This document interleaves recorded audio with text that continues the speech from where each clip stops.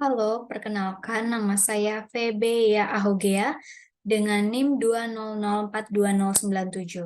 Pada saat ini, saya akan membahas materi dari mata kuliah Perencanaan Pembangunan yang diampu oleh Ibu Nora Eka Putri SIPM SI mengenai dimensi perencanaan pembangunan dan lembaga-lembaga perencanaan pembangunan. Yang pertama, kita akan masuk kepada dimensi perencanaan pembangunan. Perencanaan pembangunan dapat diklasifikasikan berdasarkan beberapa dimensi, di antaranya yang pertama yaitu dimensi pendekatan dan koordinasi. Pertama, perencanaan pembangunan makro adalah perencanaan pembangunan nasional dalam skala menyeluruh. Dalam perencanaan makro ini, dikaji beberapa pesat pertumbuhan ekonomi dapat dan akan direncanakan, berapa besar tabungan masyarakat dan pemerintah akan tumbuh, bagaimana proyeksinya, dan hal-hal lainnya secara makro dan menyeluruh. Perencanaan makro ini dilakukan dengan melihat dan memperhitungkan secara cermat keterkaitannya dengan perencanaan sektoral dan regional. Kedua, perencanaan sektoral adalah perencanaan yang dilakukan dengan pendekatan berdasarkan sektor. Yang dimaksud dengan sektor adalah kumpulan dari kegiatan-kegiatan atau program yang mempunyai persamaan ciri-ciri serta tujuannya. Ketiga, perencanaan dengan dimensi pendekatan regional menitik beratkan pada aspek lokasi di mana kegiatan dilakukan. Pemerintah daerah mempunyai kepentingan yang berbeda dengan instansi-instansi di pusat dalam melihat aspek ruang di suatu daerah.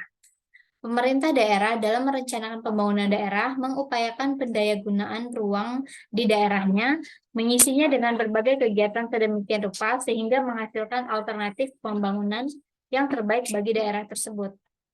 Keempat, perencanaan mikro adalah perencanaan skala rinci dalam perencanaan tahunan, yang merupakan penjabaran rencana-rencana baik makro, sektoral, maupun regional ke dalam susunan proyek-proyek dan kegiatan-kegiatan dengan berbagai dokumen perencanaan dan penganggarannya. Perencanaan ini merupakan unsur yang sangat penting, karena pada dasarnya, pencapaian tujuan dan sasaran pembangunan. Efektivitas dan efisiensi yang menjadi masalah nasional sehari-hari dapat ditelusuri penanganannya dalam perencanaan dan pelaksanaan rencana di tingkat mikro. Yang kedua adalah dimensi waktu. Perencanaan pembangunan yang didasarkan oleh periode waktu terdiri atas 3 klasifikasi umum. Yang pertama, perencanaan jangka panjang. Perencanaan jangka panjang sekitar 10 sampai dengan 25 tahun. Perencanaan ini bukan merupakan pedoman kerja yang siap pakai, melainkan keputusan kekuasaan tertinggi yang lebih bersifat dorongan atau motivasi. Jenis perencanaan yang demikian ini bersifat berkesinambungan, tidak dapat diputus-putus. Yang kedua, sementara perencanaan jangka menengah lazim disebut repelita, oleh karena periodisasinya dalam kurun waktu 5 tahunan. Perencanaan jangka menengah biasanya dikaitkan dengan kebutuhan secara politis karena jangka waktu disesuaikan dengan jabatan pemerintah yang sedang berjalan. Ketiga, perencanaan jangka pendek. Perencanaan jangka pendek sering juga dikenal dengan istilah rencana operasional tahunan yang hanya memiliki waktu 1 tahun. Jenis perencanaan ini merupakan operasionalisasi atau penjabaran dari perencanaan jangka menengah ke dalam perencanaan tahunan yang biasanya disesuaikan dengan kemampuan atau kondisi real suatu daerah tertentu.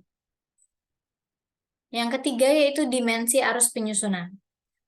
Berdasarkan prosesnya, perencanaan ini dibagi menjadi perencanaan dari bawah ke atas atau bottom-up planning, dan perencanaan dari atas ke bawah yaitu top-down planning.